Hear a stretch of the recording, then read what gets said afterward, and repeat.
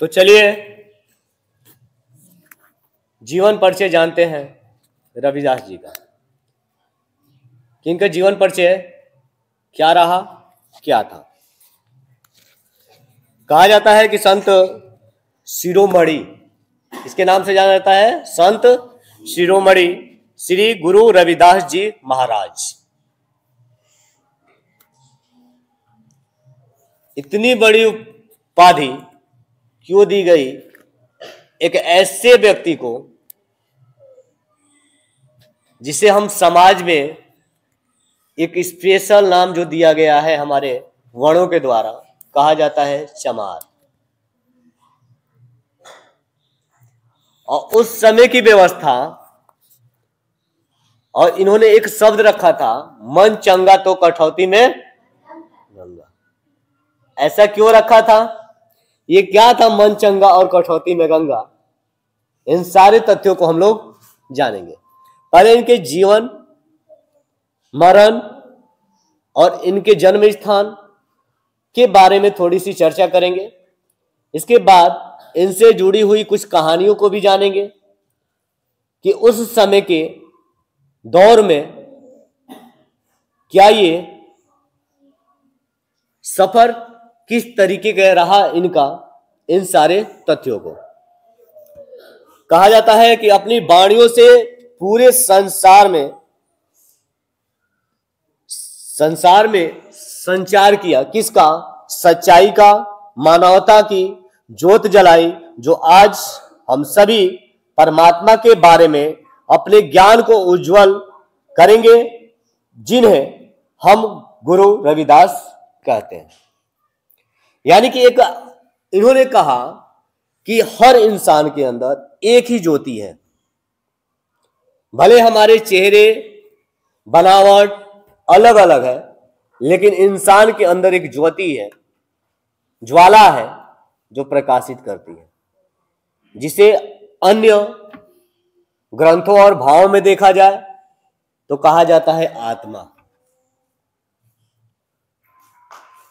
ईश्वर जब भी किसी व्यक्ति को पृथ्वी पे जन्म देता है तो किसी वर्ग में नहीं बांटता।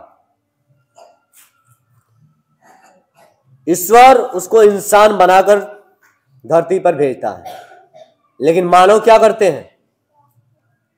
उसको अलग अलग कैटेगरीज में बांट देते हैं।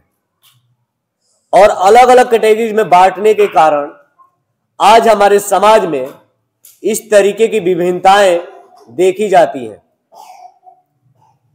जैसे कि, और इसका सबसे बड़ा लाभ जो उठाते हैं राजनेता लोग उठाते हैं।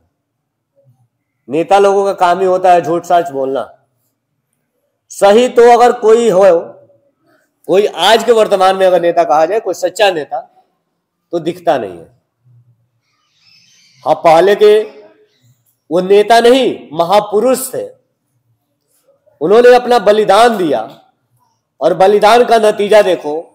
आज के जो सपूत हैं, तो उनको सपूत नहीं कहा जा सकता है, कुपूत किया जा सकता है। कुपूत कहना कोई शब्द अलग नहीं होगा। क्यों? क्योंकि जो हमारे स्वतंत्रता सेनानियों ने, महापुरुषों ने अपने मातृभूमि के लिए संघर्ष किया, अपने प्राण की आहुति दिया, और जिस प्रकार की कल्पना की भारत की संरचना के लिए, आज के हमारे कपूत यानी कि हमारे राजनेता किस प्रकार से हमारे समाज को विकसित कर रहे हैं। क्या ये महापुरुष इसीलिए आहुतियां दिए थे अपने, कि हमारा समाज का जो निर्माण होगा वो बेहतर होगा? क्या ये बेहतर है कि आज हर व्यक्ति, जितने अधिकारी हैं, अपने कर्म से क्या है? बिखरे हुए। कर्म पर कोई कार्य नहीं करता है, और कर्म के कारण ही आज संत रविदास जी को जाना जाता है। ये कर्म के बड़ी पक्के थे, आस्था और भक्ति से भी जुड़े हुए थे। भक्ति भी इनके अंदर थी, लेकिन बेचारे क्या करें? उस समय का जो काल था, काल मतलब समझते हैं समय, इतिहास, क्योंकि व्यक्ति बीते हुए समय से ही सीखता है। वर्तमान तो चलता रहता है और भविष्य से कुछ नहीं सीखता। सीखता किससे है? अतीत से, बीते हुए समय से। तो जो महापुरुष रहे, संत रहे, जो अच्छे अच्छे रहे, जैसे रवि कबीर हैं, संत रविदास जी हैं, और बहुत सारे ऐसे संत रहे जिनके जीवनी से हमें सीखना चाहिए। विवेकानंद से सीखना चाहिए। विवेकानंद जैसा आप कोई बन पाएगा? आज हम लोग चिल्ला रहे हैं हम सनातन हैं, हम सनातन हैं। उस सनातन को केवल 0 मिनट का समय दिया गया था, और 0 मिनट के समय में उस व्यक्ति ने दिखा दिया कि 0 मिनट क्या है। और आज अगर हमारे भारत को जाना जाता है तो उस सनातन के वजह से जाना जाता है, जिसे कहा जाता है विवेकानंद। लोहा मनवा दिया कि भारत देखो किस संस्कृति से, किस सभ्यता से जुड़ा हुआ है, किस धर्म से जुड़ा हुआ है। और आज के जैसे नहीं कि चिल्ला चिल्ला कर दिखा रहे हैं। अभी देखो, सौभाग्य से तुम्हारे सामने महाकुंभ चल रहा है ना, चल रहा है ना महाकुंभ, जिसमें प्रचार प्रसार क्या किया गया। 144 साल बाद महाकुंभ आया है और अमृत की 4 बूंदें गिरी थी, जो 4 स्थान थे। 4 स्थान क्या थे? प्रयागराज, नासिक, उज्जैन और हरिद्वार। अब ये क्या थी?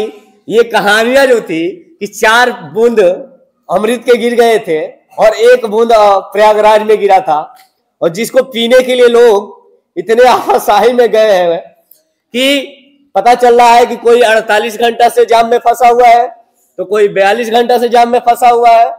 उसी तरह लाइन लगी हुई है। और इस व्यक्ति ने क्या कहा था कि मन चंगा तो कठौती में गंगा। अब ऐसा क्यों है? इस सारे तथ्यों को जानेंगे तो लंबी थोड़ी सी वार्तालाप होगी, क्योंकि आज पढ़ाने के लिए नहीं, कुछ सिखाने के लिए बुलाया गया है। कि अगर आप घर में होते तो क्या सीख पाते? तो इस वार्तालाप के माध्यम से और भी स्कूलों से निवेदन करेंगे कि ऐसे संत महापुरुषों के जयंतियों पे जो हमारी सरकारें विद्यालयों को बंद करती हैं, उनको बंद ना करें। निवेदन होगा कि ऐसा इसलिए न करें क्योंकि जो ये बच्चे छोटे छोटे होते हैं ना, ये हमारे भारत के भविष्य हैं। आगे किसकी जिम्मेदारी है देश को चलाने की? हमारी जिम्मेदारी है। अभी एक आईना के रूप में आपके सामने शिक्षक बन के हम लोग कार्य कर रहे हैं, और शिक्षक का दायित्व होता है एक ऐसा भविष्य तैयार करना जो डरे नहीं, जो अपनी ज्ञानता के बल पे, ज्ञान के बल पे हर जगह अपना झंडा फहराया रखे।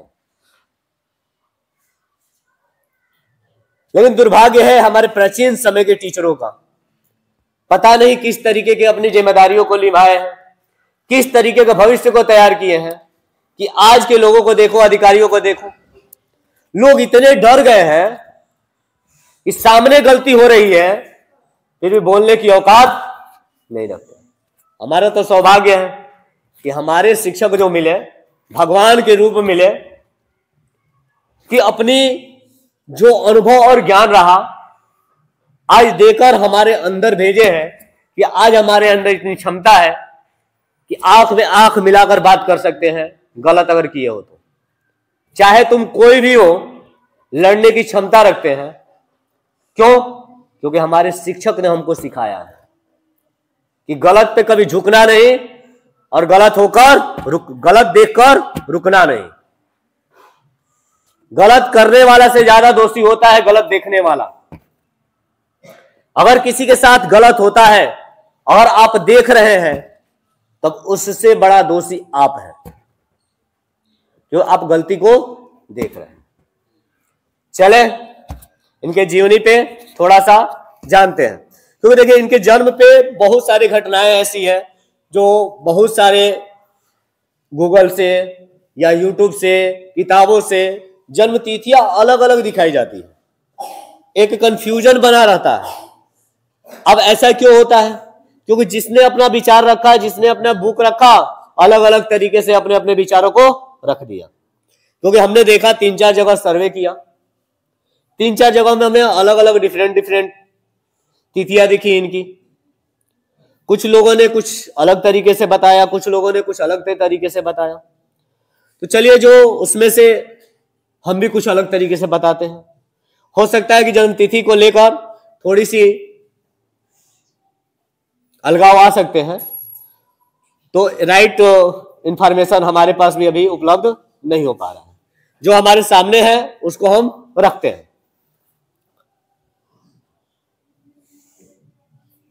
कहा जाता है कि रविदास जी एक महान संत थे, जिन्होंने अपने जीवन के दौरान अनेकों सामाजिक और धार्मिक सुधारों का कार्य किया। उनका जन्म 15वीं शताब्दी के उत्तर प्रदेश के कासगंज में हुआ था। अब ये उत्तर प्रदेश के कासगंज कहां है? वाराणसी। आज वाराणसी का जो माहौल होगा, बड़ी जबरदस्त तरीके से रविदास जयंती मनाई जाती है। पिछले साल आपके, यानी कि सबके, आपके ही नहीं, हम सबके प्रधानमंत्री भी आए थे, बढ़िया पेंटिंग डेंटिंग हुई थी। अब इस समय नहीं बता सकते हैं। हाँ, कुछ दोस्त मित्र हैं, कहीं बताएं, या हो सकता है कि कल जाएं तो थोड़ा सा हम भी देख लें। तो इनका जन्म उत्तर प्रदेश में हुआ था। उनके पिता रोहिणी नाम के एक चमार थे, यानी कि जाति कैसी थी? चमार थी। अब उस समय सोचो कि इस व्यक्ति को कितना झेलना पड़ा होगा, क्योंकि हमारी वर्ण व्यवस्था तो थी, और वर्ण व्यवस्था में 2 वर्गों के बीच टकराव हुआ था। जैसे एक ब्राह्मण और एक जिन्हें मंत्रों का उच्चारण करने की अनुमति नहीं थी। अब इसमें बड़ी दुविधा थी कि भैया इसको भगवान कैसे माने, इनको संत कैसे माने। लेकिन इन्होंने अपने भक्ति के बल पे ब्राह्मण को भी क्या कर दिया? झुका दिया। इस सारे तथ्यों को थोड़े आगे लेके चलेंगे, थोड़ी सी आगे जानकारियां हम ले लेते हैं, जो आपके लाइफ से जुड़ी होंगी, जो आपके जीवन में कहीं ना कहीं काम आ सकती हैं, और मानवता इंसान के लिए आवश्यक है। चले, रविदास जी बचपन से ही बहुत धार्मिक थे। बेचारे वर्ग से तो हो गए ऐसे जिसे धर्म को मानने का अधिकार ही नहीं था। अभी भी हमारे वर्तमान में बहुत सारे ऐसे समाज में ऐसी चीजें देखी जाती हैं। तो समझो कि 15वीं सदी में कैसी, शताब्दी में कैसी स्थिति होगी। लेकिन ये व्यक्ति क्या थे? धार्मिक थे, यानी कि ईश्वर की भक्ति में बहुत ध्यान देते थे। अब ईश्वर को देखे हैं, नहीं देखे हैं, ये बड़ी ही रोचक जानकारियां हैं। तो धार्मिक होने के साथ, और उन्होंने अपने जीवन के दौरान कई धर्म ग्रंथों का अध्ययन किया। रविदास जी एक महान संत, कवि और समाज सेवक थे, जिनका जन्म उत्तर प्रदेश के वाराणसी जिले में 1377 में हुआ था। किसमें? 1377 में हुआ था। वे एक चमार वर्ग के थे और उनके परिवार का जीवन गरीबी और संकट से भरा था। अब यहां पे भी दुविधा आ जाती है। हमने काफी चीजों से देखा, कोई कह रहा है कि रविदास जी संपन्न परिवार के थे, अरे भैया अच्छे खासे थे, दिक्कत नहीं थी पैसा वैसा की, परिवार का अच्छा था। और कहीं पता चल रहा है कि कोई कह रहा है कि भैया ये गरीबी में बहुत जी रहे थे। तो ऐसी 2 विचारधाराएं अलग अलग मिलती गई हैं। अब इनमें थोड़ा सा कंफ्यूजन तो बन ही रहा है। अब चलो हम लोग छोड़ते हैं, वो अमीर हो या गरीब हो, उनसे हमको क्या फर्क पड़ता है। हमें फर्क केवल लेना है उनके मानवता से और उनके ज्ञान से कि उन्होंने ऐसा क्या कर दिया जिससे हमारे समाज सुधारक के रूप में हमारे सामने प्रस्तुत हो गए। और आज जो छोटे वर्ग के लोग होते हैं, जिस वर्ग के थे उस वर्ग के लोग आज बड़ी धूमधाम से रविदास जयंती मनाते हैं। लेकिन जयंती मनाने से पहले उनको एक चीज जाननी चाहिए कि जयंती से जरूरी है शिक्षा। उन समुदाय के पास जाओगे ना तो शिक्षा की व्यवस्था आज भी गिरी हुई है, शिक्षा व्यवस्था पे ध्यान नहीं देते हैं। वो वैसा ही करते हैं, खाएंगे कमाएंगे खाएंगे लेकिन बच्चों की पढ़ाई नहीं कराएंगे। लेकिन आज का दिन जो होगा रविदास जयंती बड़ी धूम धड़ाके से बनाए होंगे। आप बाहर जब जाओगे गांवों में बाजारों में तो देखोगे, तो शहरों में होंगे तो वो और ज्यादा भी दिखेंगे। तो ये आवश्यकता है कि बेटा आप सबको क्या चाहिए, शिक्षा, क्योंकि शिक्षा ही हमारे समाज को बदलेगी। अब यहां पे दो चीजें आ जाती है, ज्ञान और विज्ञान। ज्ञान और विज्ञान, क्योंकि इनमें जुड़ा हुआ है ज्ञान और विज्ञान भी। तो चलिए, बचपन से ही रविदास जी को धर्म और आध्यात्मिक विषयों में रुचि थी। वो संत मीराबाई, संत कबीर, संत रामानंद और संत नामदेव जैसे अन्य संतों की भावनाओं से प्रभावित थे।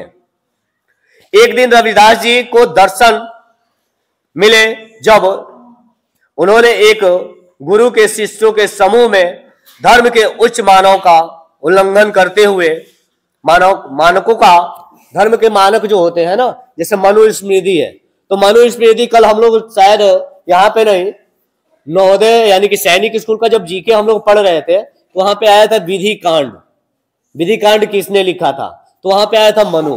तो विधि की जो भी पूजा पाठ की विधि है तो एक मनुस्मृति है, उसमें पूरे पूजा पाठ की विधियां रखी गई हैं। तो उन्होंने क्या किया था, उस समय उसका उल्लंघन कर दिया था, यानी कि नहीं माने थे। अब भैया उस समय का दौर भी अजीब था जहां इन वर्गों को पूजा पाठ से वंचित कर दिया जाता था। बहुत सारे, आप गीता भी देखोगे या आप रामायण देखते हो ना, महाभारत सीरियल आता है, उसमें देखोगे तो कर्ण से जुड़ी हुई एक घटना है। कर्ण से जुड़ी हुई घटना वो है कि जब कर्ण तो माता कुंती का पुत्र होते हैं, जिसे कहा जाता है भगवत गीता एक महाकाव्य है, विश्व का सबसे बड़ा महाकाव्य है ना, महाग्रंथ या महाकाव्य। तो उसमें दिखाया गया है कि एक समय था जब कर्ण के भाई ने कुछ ऐसा मंत्र का उच्चारण कर दिया था जिस समय भीष्म पितामह ने खौलते हुए सोने को मुख में डाला था। अब ये सारी व्यवस्थाएं कहां थी? इस विधि में थी जिसे कहा जाता है मनुस्मृति। और जब रविदास जी ने इनका उल्लंघन किया तो शायद जरूरी घटनाएं गंभीर हुई होगी। भले इतिहासकार उसको छिपा कर रखे, लेकिन घटनाएं इतनी आसान नहीं होगी उस समय के दौर में कि इस व्यक्ति के लिए आसान होगा।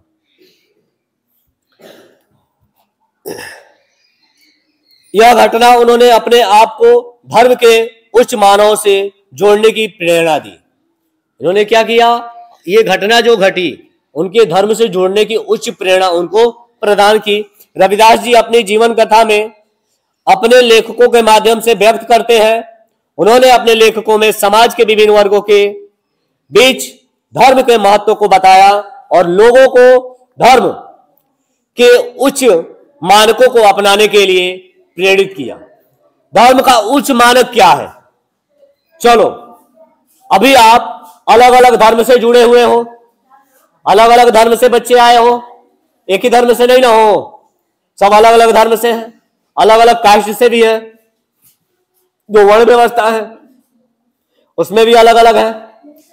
लेकिन मानव यानी कि मानव धर्म का उच्चतम मापदंड क्या है? एक व्यक्ति को कैसा होना चाहिए? अब छोटे से शब्द में हम बता रहे हैं कि एक व्यक्ति को कैसा होना चाहिए, आपकी विचारधारा कैसी होनी चाहिए। किसी को तकलीफ देने वाली, किसी को खुशी देने वाली, किसी के दुख में सहयोग देने वाली कैसी होनी चाहिए? कि एक दूसरे से घृणा करने वाली। है ना जबरदस्त बात? तो इन मानव ने, इस परमात्मा ने, आत्मा, यानी कि आत्मा को क्या कहा जाता है? परमात्मा। इनके अंदर भी कोई परमात्मा होगी जो हमारी अंदर भी है और आप सबके अंदर भी विराजमान है।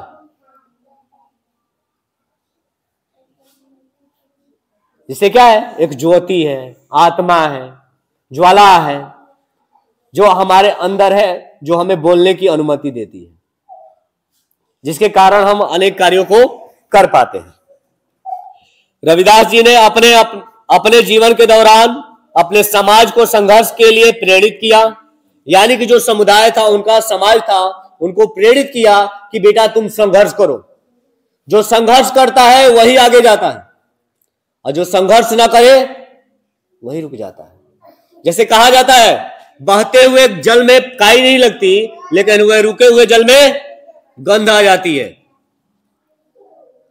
अब देखो, नाली में गंध आती है कि नहीं? लेकिन गंगा जी के पानी में गंध आती है? नहीं आती है ना? ए बेटा, उब गए हो? हाँ? कौन है ये? चुप हो जा, ये न कर, ये छत्र लटका देंगे नीचे।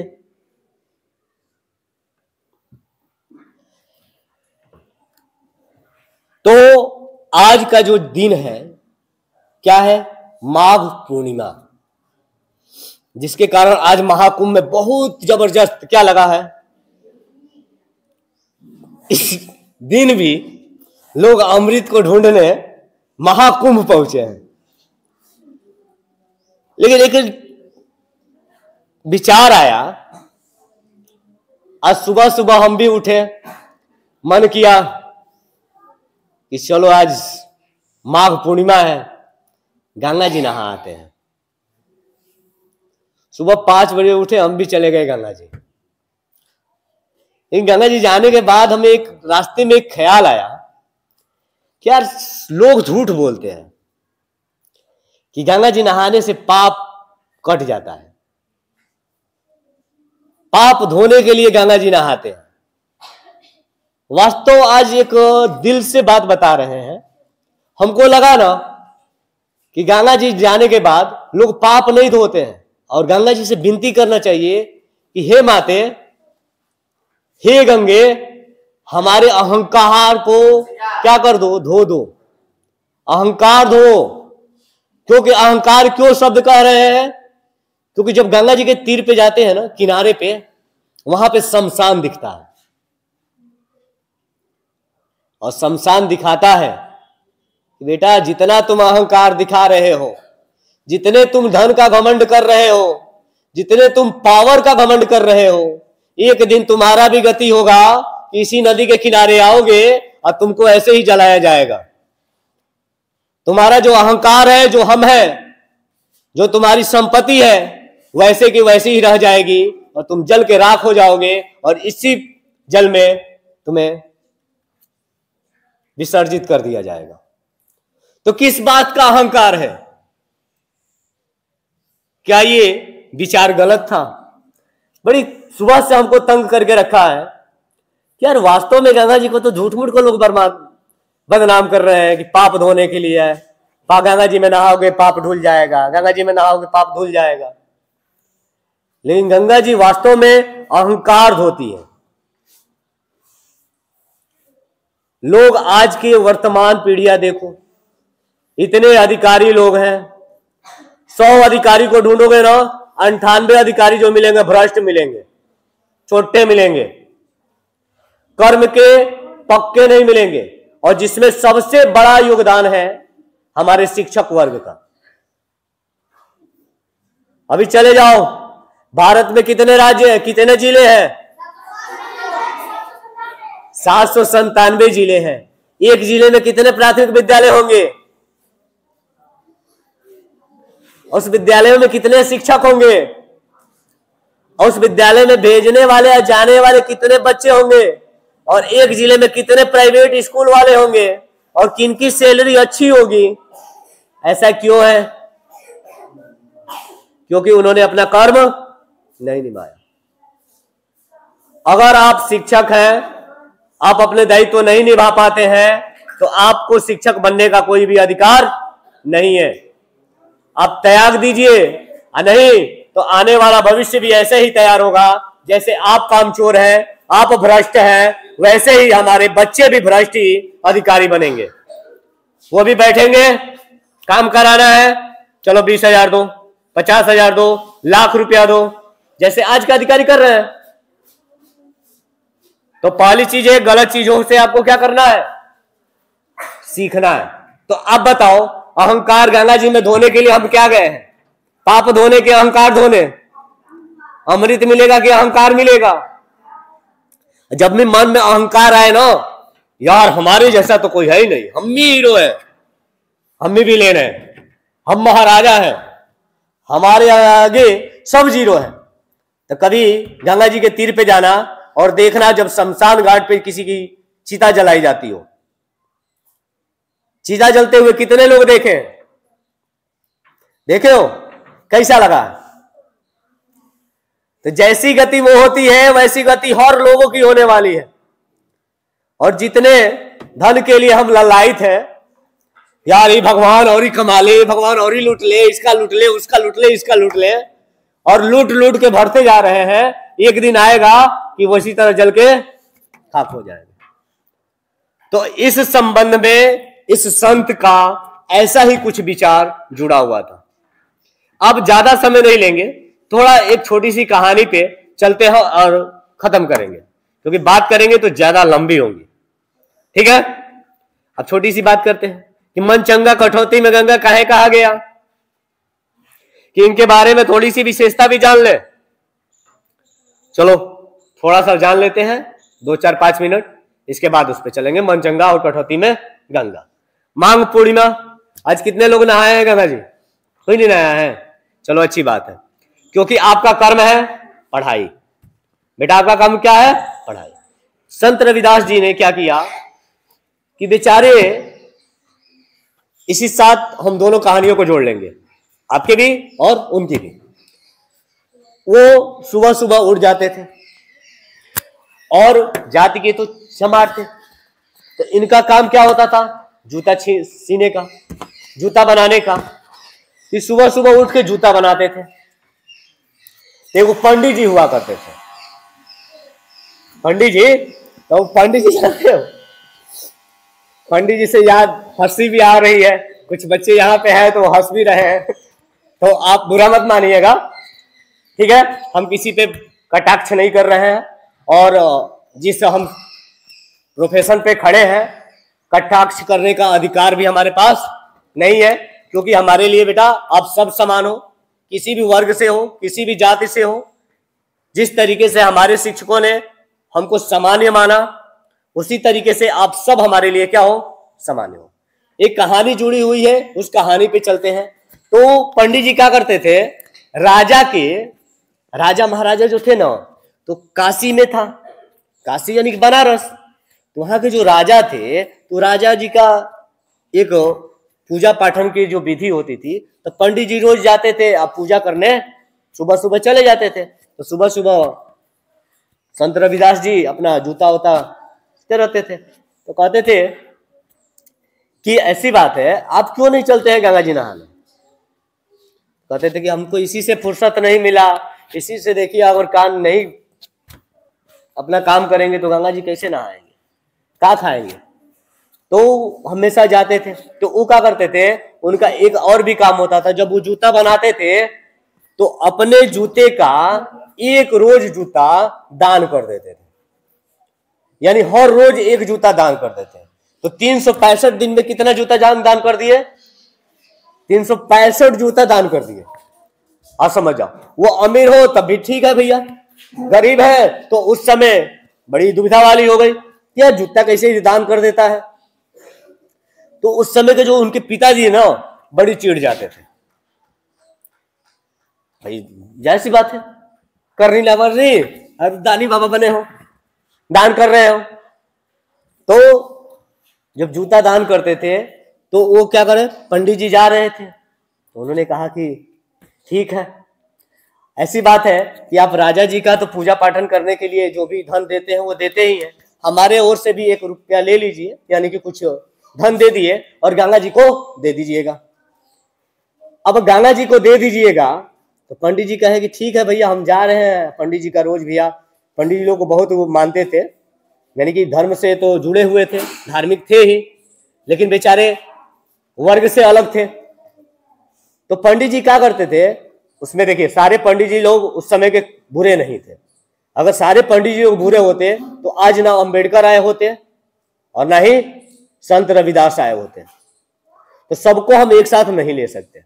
तो पंडित जी गए, राजा जी का अपना जो भी पूजा पाठन का विधि था गंगा जी को दे दिए। गंगा जी के देने के बाद कहा कि हे गंगे मैया, ये रविदास जी के द्वारा ये कुछ धन अर्जित दिया गया है जो दान के लिए आपको दिया जा रहा है। तो जब वो दान कर दिए तो कुछ समय के पश्चात उस गंगे जी से 2 हाथ निकले, 2 हाथ निकले या 1 हाथ निकला, लेकिन उस हाथ में क्या निकला, एक कंगन निकला। आज वो कंगन निकला तो वहां से आवाज आई कि जिसके ये कंगन ले जाके रविदास को दे देना। तो पंडित जी कहे कि यार ठीक है, हम दे देंगे। जब रास्ते कंगन लेकर गए तो वो मोहित हो गए कंगन को देख के, यार ये कंगन इतना बढ़िया, रविदास जी क्या जानते हैं कि गंगा मैया क्या दी है हमको। रविदास जी थोड़े जानते हैं कि गंगा जी हमको कंगन दी है, 1 रुपया दिया है, इतना बड़ा कंगन कैसे मिल गया। तो वो क्या किए, मन में लालच होने लगी। तो इनमें 2 कहानियां हमने देखा और दोनों कहानियों को हम यहीं पे जोड़ देंगे। एक कहानी क्या थी कि पंडित जी जब जब घूमते हुए जा रहे थे तो सोचे कि यार कंगन ना रविदास जी को नहीं देंगे, हम अपने पंडिताइन को देंगे। सभी पति अपनी पत्नी से तो प्यार करते ही हैं, यार अनोखी चीजें जो होती है वो पत्नी को देना ही चाहते हैं। कहे कि हम जाकर पत्नी को देंगे। तो क्या जहां घूम के जा रहे थे वो रविदास जी के द्वारिये पे पहुंच जा रहे थे, कहीं से घूम के जा रहे थे रविदास जी के द्वार पे पहुंच जा रहे थे। एक तो कहानी ऐसी मिली। दूसरी कहानी क्या मिली कि वो तो कंगन ले लिए, कंगन ले जाके क्या किए, ले जाके सोनार के दुकान पे पंडित जी बेच दिए। बेचने के बाद हुआ कि जब वो आए तो कहे कि ठीक है, दूसरे दिन आए तो कहे कि ऐसी बात है कि हमने आपके दिए गए धन को गंगा जी को दे दिया, लेकिन गंगा जी तो कुछ कही ही नहीं। भाई ठीक है। अचानक क्या हुआ कि रानी को आभूषण की जरूरत पड़ी। रानी पहुंच गई खरीदने आभूषण। जिस सुनार के पास वो कंगन बेचा गया था वो सुनार ने कंगन दिखा दिया। अब सुनार के पास जो कंगन दिखा, रानी को मोहित हो गई कि भैया हमको तो ये कंगन चाहिए। नहीं कंगन तो एक ही है, तो नहीं 2 को चाहिए। तो भैया ठीक है, तो नहीं हमारे पास एक ही है। भैया कि नहीं। तब राजा बुलाया सुनार को, कैसी बात है, इस कंगन का एक और भी रूप तैयार कर, एक और ही कंगन इसी जैसा बना कर दो हमको कि हम अपनी रानी को दे दे। अब जब कंगन बनाने की बात आई तो कंगन सुनार कह रहा है कि ये अद्भुत है, दैविक है, ऐसा कंगन बनाया ही नहीं जा सकता। तब पूछा राजा कि बताओ ये कंगन मिला कहां से, तो चोरी किया है, लाया कहां से, कैसे मिला तुमको कंगन। तब पंडित जी कहे कि अब तब बबुआ फंस गए हम, अब कहे तो कहे का, छुपाए तो छुपाए का। तो कह रहे हैं कि ऐसी बात है, एक संत है, वो सुबह सुबह जब जाते हैं आपके पूजा पाठन के लिए तो वो भी कुछ धन दे दिए थे, जिनका नाम था रविदास जी। और वो धन जब धन दिए तो हमने धन दिया वहां पर, तो हुआ क्या कि धन देते ही वहां से एक हाथ निकला और हाथ में कंगन था। उन्होंने कहा कि आप रविदास जी को दे देना। हमारे मन में लालच आ गई, हमने अब जो दो कहानी हमने दिया कि वो अपनी बीबी को दिए कि सुनार को बिके, अब ये कहानी सुनार से जुड़ी है तो हम सुनार के ही तरफ चलते हैं। तो वो कहे कि हमने लालच के चक्कर में, धन के लालच में हमने कंगन को फेंक दिया। अब बड़े भैया चलो भैया तब लेके चलो, कौन है वो जिसको गंगा मैया कंगन दे दी? तुम तो एकदम झूठ बोल रहे हो, पक्का झूठे हो तुम। ऐसा कैसे हो सकता है गंगा जी कंगन दे दे? किसी को मिला है गंगा जी का कंगन? नहीं मिला। यार कहे कि यार बड़ी दुविधा हो गई। कहे पंडित जी नहीं, हम झूठ नहीं बोल रहे हैं, हम एकदम सही बोल रहे हैं, चलिए हम ले चलते हैं। ले गए संत जी के पास। अब बड़ी दुविधा, बेचारे वो कर्म के बड़े पक्के, काम तो काम, यानी कर्म का मतलब होता है काम, काम में लगे रहते थे, भक्ति में भी लगे रहते थे, उसी दुनिया में कह रहते थे काम भी कर रहे हैं भक्ति भी कर रहे हैं। अब ऐसा नहीं कि काम धंधा छोड़ के चलो भक्ति करने, अब बन जाओ जैसे अभी हमारे बाबा वायरल हुए हैं, IITN वाले बाबा हैं, हाँ कांटे वाले बाबा। तो ऐसे बाबा वो नहीं थे। तो अब क्या कि वो कर्म के बाबा थे। तो कर्म के हिसाब से जब राजा वहां पे पहुंचा तो कहा, तब रविदास जी के तो पंडित जी कह दिए थे कि ऐसी बात है गंगा जी तुमको कुछ हो नहीं दी थी, कुछ भी गंगा जी तुमको नहीं दी थी। तब कह रहे हैं कि भैया ये ऐसी ऐसी घटना है। जब रविदास जी को पता चला तो रविदास जी क्या किया, तब राजा कह रहा है कि हमको एक और कंगन तब मंगा के दिखाओ। जब तुमको गंगा जी कंगन तुम्हारे न जाने पर भी दे सकती है और तुम तो चमार जाति के हो, तुमको गंगा जी कैसे कंगन दे देगी? भैया विवाद बढ़ गया। तब वहां पे जो कटोरा होता है ना, बर्तन, उसमें पानी था। उन्होंने आवाहन किया गंगा जी का।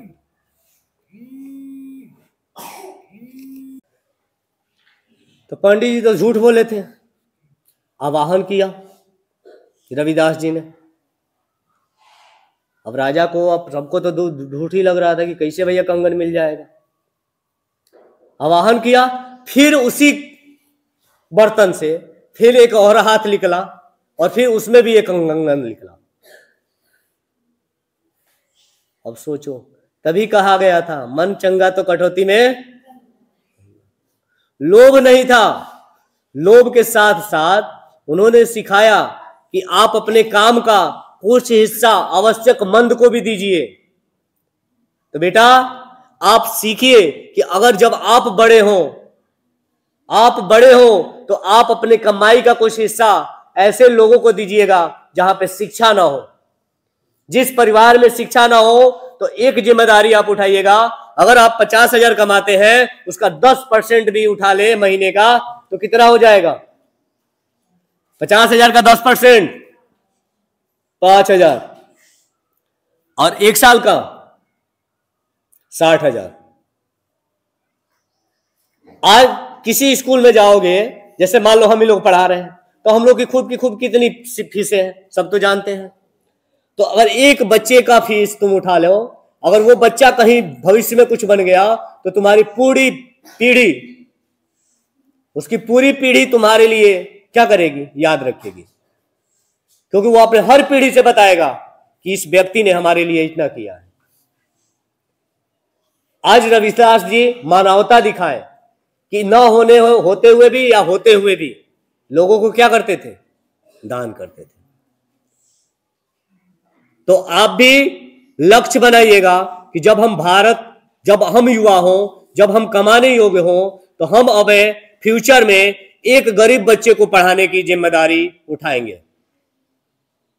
उसके फीस कुछ भी हो, यानी कि आप अपने सैलरी का केवल 5 से 10%। आप लोग सोच रहे होंगे कि सर आप तो कह रहे हैं, आप करते हैं, सोच रहे हैं कि नहीं?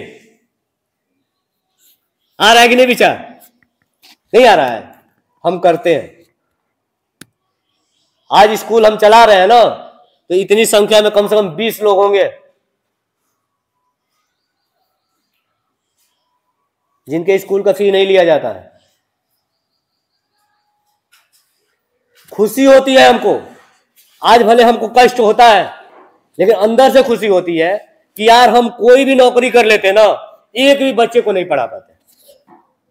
देख लो हमारे समाज में पिछले एनुअल फंक्शन में, जो पिछला वहां पे हुआ था पुराने वाले स्कूल पे, वहां पे हमने कहा था ना कि कोई भी व्यक्ति अगर एक बच्चे की जिम्मेदारी उठा ले फीस का 1 साल का, तो हमारा समाज बदल सकता है। एक व्यक्ति ने स्वीकार किया, पता चला कि हाँ चलिए ठीक है, हम 2 बच्चे की जिम्मेदारी उठाते हैं। हमने कहा कि ठीक है, हमने कहा कि चलो एक स्पीच के माध्यम से थोड़ा तो प्रभाव पड़ा ना, कि कोई व्यक्ति आगे आया 2 बच्चे का फीस का जिम्मेदारी उठाएगा। लेकिन बड़ी दुर्भाग्य लगा इस विचारधारा को देख के कि जब उस व्यक्ति के पास हमने अपना विचार रखा, बातचीत हुई, और जब विचार रखा कि हम अपने धर्म से नहीं किसी दूसरे धर्म से बच्चे को चूज किए थे, वो व्यक्ति तुरंत पीछे हट गया। हमने कहा कि कोई बात नहीं। अब सोच लो कि हमारी शिक्षा व्यवस्था कहां पहुंची है। आप आवश्यकतामंद लोगों को पेट भर भोजन मत दें, लेकिन जरूरत है उनके परिवार में शिक्षा पहुंचाने की। अगर वो शिक्षा पहुंच गई तो ऐसी ज्वाला पहुंचेगी जो पूरे देश को बदल देगी, उसके परिवार को बदल देगी, उसके भविष्य को बदल देगी। चलिए एक और कहानी देखें। हाँ सुनेंगे? बोर नहीं हुए हैं? बोर तो हुए होंगे, थक गए होंगे, भूख लगी है। हाँ चलिए एक छोटी सी कहानी और देखते हैं। कहा जाता है कि एक बार भगवान साधु के रूप लेके रविदास जी के कुटिया पे पहुंच गए। देखिए कि भैया बड़ा कर्मठ है, बड़े कर्म से पक्का है, लेकिन बहुत परेशान रहता है। गए, एक पन्ना नाम का पत्थर आता है जिसको छूते ही वो क्या हो जाता है, सोने में बदल जाता है। कुछ भी कोई वस्तु पे ऐसा कुछ था कि छुआ जाएगा ना तो सोना बदल जाएगा। साधु जी गए, भगवान यानी कि ईश्वर गए कि भैया आप पत्थर दे देते हैं। पत्थर दे दिया, उन्होंने पत्थर लिया ही नहीं। ये पत्थर की क्या जरूरत है, नहीं तो जो भी छुओगे वो जो चाहो वो बन जाएगा। तो कहे कि भगवान कि चलो भाई पत्थर नहीं ले रहा है, उस पत्थर को ऐसे ही, ठीक है हम नहीं लेंगे। तो उन्होंने क्या किया, उनके कुटिया में पत्थर को खोस के चले गए। अब सोचे कि कुछ दिन के बाद आए फिर साधु के रूप लेके, सोचे कि भैया ये पत्थरवा का उपयोग किया होगा, अब तो इतना तकलीफ में था, अब तो बढ़िया हो गया होगा। अब भगवान तो सब देख रहे हैं, हम भगवान तो हम नहीं देख रहे हैं, हमने देखा ही नहीं। आपने किसी भगवान को देखा तो बताओ, नहीं देखा ना। लेकिन क्या है, आस्था है। भगवान अगर है तो देखा किसको और कौन तुम्हारे लिए भगवान है, ये आवश्यक है। भगवान तुम्हारे माँ बाप है, क्योंकि माँ बाप ने क्या किया, जन्म दिया। जन्मदाता तुम्हारे माँ बाप है, लेकिन तुम्हारे कर्म को बनाने वाला तुम्हारा गुरु है, वो भी भगवान है। दूसरा भगवान किसको माना जाता है, भगवान से भी बड़े भगवान माना जाता है गुरु को। जो कहा जाता है ना, गुरु ब्रह्मा गुरु विष्णु गुरु देवो महेश्वरम। उसमें क्या हुआ कि भगवान और गुरु दोनों एक साथ एक चेले के पास आ गए। अब चेले के मन में बड़ी दुविधा कि भैया भगवान को अगर प्रणाम नहीं किए तो गुरु नाराज हो जाएंगे, गुरु को प्रणाम नहीं किए तो भगवान नाराज हो जाएंगे। तो भगवान ने कहा कि ये शिष्य तो हमको प्रणाम ना कर, पहले अपने गुरु को प्रणाम कर। इसलिए बेटा जीवन भर याद रखना कि 2 चीजें आपको इंपॉर्टेंट रखना अपने लाइफ में, एक अपने माँ बाप को और एक अपने शिक्षक को। अगर इन दोनों के साथ तुम कभी भी फ्यूचर टकराव करोगे तो तुम्हें फ्यूचर परेशान ही होना पड़ेगा, ये एकदम लिखा हुआ है, सत्य है। एक अनुभव बता रहे हैं हम, अनुभव हमने भी अपने शिक्षक से तर्क किया था। आज देखो शिक्षक बन के आप भुगत रहे हैं कि देखो एक शिक्षक बनने में कितना तकलीफ होता है। दूसरा, आपके माँ बाप यानी भगवान जानते हो तो क्या है भगवान, तुम्हारा हवा, हवा जिसके बिना हम जीवित नहीं रह सकते। हवा को क्या करो, संचित करो। संचित करने का मतलब कैसे, पेड़ पौधे को लगाओ, लगाते हो पेड़ पौधे, नहीं लगाया जाता है। काटा जा रहा है। और कुछ समय पश्चात ही पीछे कुछ समय पहले आपका एक महामारी आई थी। क्या थी? कोविड, जिसे कहा गया कोरोना। ये कोरोना क्यों आया था? पेड़ पौधों के काटने के कारण। हमने नेचर को क्या किया?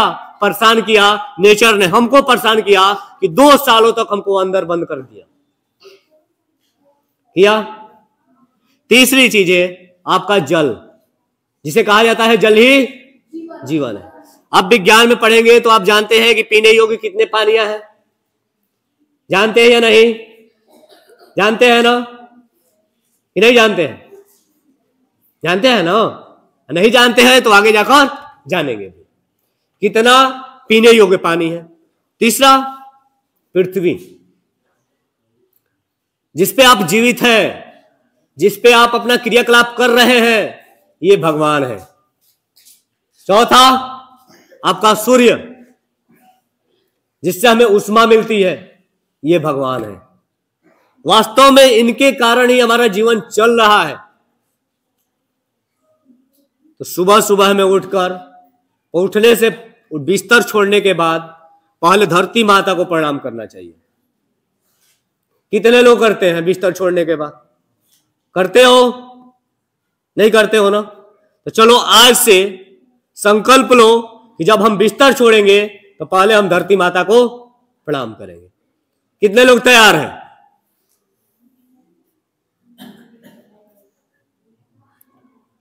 सभी तैयार हैं? झूठ मूठ के ना? सही में? चलिए दूसरी बात करें। इसके बाद अपने माता पिता को प्रणाम करना चाहिए। करते हो? नहीं करते। क्यों नहीं करते हो? क्योंकि आज की संस्कृति डूब चुकी है। आज हम अपनी संस्कृति को छोड़ के पश्चिमी संस्कृति की तरफ बहते जा रहे हैं। भगवान को ढूंढते हैं हम। जैसे अभी देखो, भगवान ढूंढने गए हैं अमृत वेले, महाकुंभ, वैष्णो माता, कहां कहां फलाना ढिमकाना, कहां कहां जाते हैं। लेकिन आज शहरों में जाकर देखो तो माँ बाप को ले जाकर अनाथ आश्रम में, वृद्धाश्रम में रखा गया है। अनाथ आश्रम नहीं, वृद्धाश्रम में रखा गया है। और वही माँ बाप बचपन में ले जाकर अनाथ आश्रम में रख देता तो क्या वो आयासी जो कर पा रहा है वो बच्चा कर लेता? वो तो सौभाग्य है हम लोग के कि ग्रामीण इलाके में है और हम लोग की तरफ ये हवा नहीं बही है। लेकिन समाज में आज भी वैसी स्थिति दिखने को मिलती है। तो आज आपने कुछ ऐसा सीखा जो आपके समाज में आएगा। इसमें सबसे बड़ा क्या रहा? मेन पॉइंट पे आते हैं और अपनी बात को खत्म करते हैं। पहला, यानी कि संत रविदास जी से हमें सीखना चाहिए कर्म। कर्म के बड़ी क्या थे? पक्के थे। कर्म के आगे ये पूजा पाठन पे ध्यान रखते थे। ये तो नहाने नहीं जाते पंडित जी साहब। जाते कि नहीं जाते? जाते ना? तो बेटा आपका कर्म है पढ़ना, है कि नहीं? पढ़ते हो? नहीं पढ़ते हो। कितने लोग पढ़ते हो? झूठ मूठ के सब हाथ उठा रहे हैं। सब झूठ मूठ के हाथ उठा रहे हैं ना? तो आप अपना कर्म करो। जैसे मान लो तुम्हारी मम्मी सुबह सुबह उठती है तो क्या करती है? उठते उठते झाड़ू उठाती है, मार झाड़ू लगाती है, इसके बाद बर्तन वर्तन धोती है, खाना वाना बनाती है, लंच तैयार करती है कि बेटा हमारा पढ़ने जाए। लेकिन वही मम्मी सो जाए तो फिर मिलेगा? सुबह पापा उठते हैं, क्रियाकलाप करते हैं, फिर नहाते हैं, धोआते हैं, फिर चले जाते हैं ड्यूटी। लेकिन पापा ना जाए ड्यूटी तब मिलेगा? लेकिन हम बच्चे क्या करते हैं? बड़ी मन मारे, क्या यार स्कूल काय के लिए स्कूल जाता है। हम लोग जिंदगी बर्बाद करने के लिए स्कूल बना दिया गया और बड़ी दुखी मन से स्कूल आते हैं। कौन कौन खुशी मन से स्कूल आता है? देखो हाथ बड़ी धीरे धीरे उठ रही है। तो बेटा आपका कर्म है पढ़ना। जिसने कर्म किया है वही रण बदला है। अगर कर्म नहीं करोगे तो तुम्हारा रण भी नहीं बदलेगा। रण का मतलब आपका कर्म क्षेत्र, जहां आपको पहुंचना है, आपको कुछ बनना है, भारत के ऐसे व्यक्ति बनना जो भारत के देश में अपना हिस्सेदारी दे पाओ, योगदान दे पाओ। नहीं तो फिर नहीं पढ़ोगे लिखोगे तो फिर इसी तरह आज के देखो हमारी सरकार क्या कहती है, कुछ नहीं करना है, नौकरी वोकरी नहीं रहेगी, इतना ध्यान रख लेना। क्योंकि हम लोगों की ये स्थिति है, आज की युवाओं की ये स्थिति है, तो कल तुम्हारे साथ क्या होगा? नौकरी नहीं मिलेगी। नौकरी भी जो मिलेगी ना, आईएएस पीसीएस इंजीनियरिंग डॉक्टर बेहतर पदों के लिए नौकरी मिलेगी।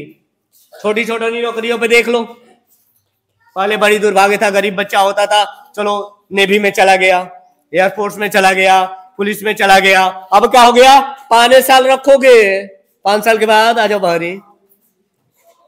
तब तुम्हारे साथ क्या होगा? माँ बाप बहुत ख्वाहिश के साथ पढ़ाते हैं कि हमारा बच्चा चढ़ के ना आगे चल के नौकरी प्राप्त करेगा, एक सरकारी नौकरी आ जाएगी। और हमारी सरकार क्या कहती है, नौकरी मत लो तो व्यापार करो, पकौड़ा तलो। अब पढ़े लिखे लोग पकौड़ा तले, अब हम लोग भी सोच रहे हैं, हम भी सोच रहे हैं कि पकौड़ा ही तोलने का काम करें। पकौड़ा खाने आओगे? हाँ, पैसा लेके आना यार, अभी तो पकौड़ा का दुकान चलेगा। तब बताओ आने वाली जिम्मेदारी में जब तुम अपने समय में अगर अच्छे से पढ़ाई नहीं करोगे तो अच्छी जॉब कैसे प्राप्त करोगे? माँ बाप तो यही आशा में पढ़ा रहा है कि बबुआ हमारा पढ़ेगा, अकाल कलेक्टर बन के आएगा। अब बबुआ तो खूब मस्ती करता है, मोबाइल में इतना बिजी है, खूब स्टॉल चलाता है, खूब मोबाइल पे चला रहा है। सपना में मोबाइल नहीं है तो सपनों में मोबाइल चला रहा है। कितने लोग चलाते हैं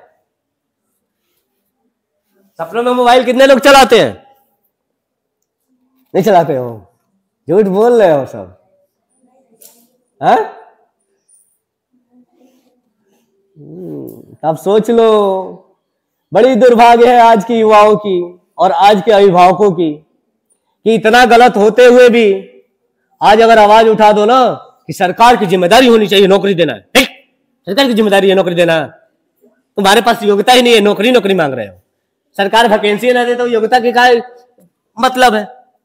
अब अभी देख लो, हमें आ रहा 2020 का हुआ और 2018 के बाद कोई वैकेंसी नहीं है यूपी में। ऊपर से 2025 में आके शिक्षा मंत्री कह रहे हैं कि केंद्र में 30 बच्चे पे एक शिक्षक चाहिए। ये कहते हैं कि हमारे यहाँ तो 27 पे दे दिए, तो हमारे पास टीचर की क्या जरूरत है? हमारा तो पूरा टीचर का एकदम डिपार्टमेंट भरा हुआ। वो तो सौभाग्य रहा कि बिहार वाला कार्य ने कैसे खुल गया कि कितने यूपी वालों को उठाकर उधर लेकर चला गया। तो बताओ कितनी बड़ी दुविधा है। और जिनके अभिभावक कह रहे हैं ना चिल्ला चिल्ला के, यही सरकार की ड्यूटी थोड़ी होनी चाहिए नौकरी देनी, शिक्षा देना सरकार की नौकरी है, जिम्मेदारी है। वो आने वाले समय में अपने बच्चे से कहेंगे कि बेटा सरकारी नौकरी मिला है, नहीं मिलेगा, क्योंकि सारे की सारी चीजें क्या हो जाएगी, प्राइवेट हाथों में चली जाएगी। और प्राइवेट में देख लो टारगेट दिया जाता है, जिसके अभिभावक प्राइवेट में काम कर रहे होंगे उनके यहां देखना क्या हालत है। टारगेट दिया जाता है, इतना करोगे तो इतना सैलरी मिलेगा, नहीं मिलेगा। पैसा तो है, प्राइवेट में पैसा है, लेकिन टारगेट भी है। इतने में कितने लोग प्रेशर में आ जाते हैं, मर जाते हैं, सुसाइड कर लेते हैं। तो बताओ हमारा देश कहां जाएगा? तो हमारे देश के युवा भविष्य, तुम किस डगर जाओगे, तुम अपनी मंजिल पहचानो और अपने कर्म क्षेत्र को पहचानो। और तुम्हारा कर्म है आज का बेहतर तरीके से पढ़ना। इसी के साथ जय हिंद, जय भारत और जय नवोदय। जिन्होंने हमें सींच के आज इतना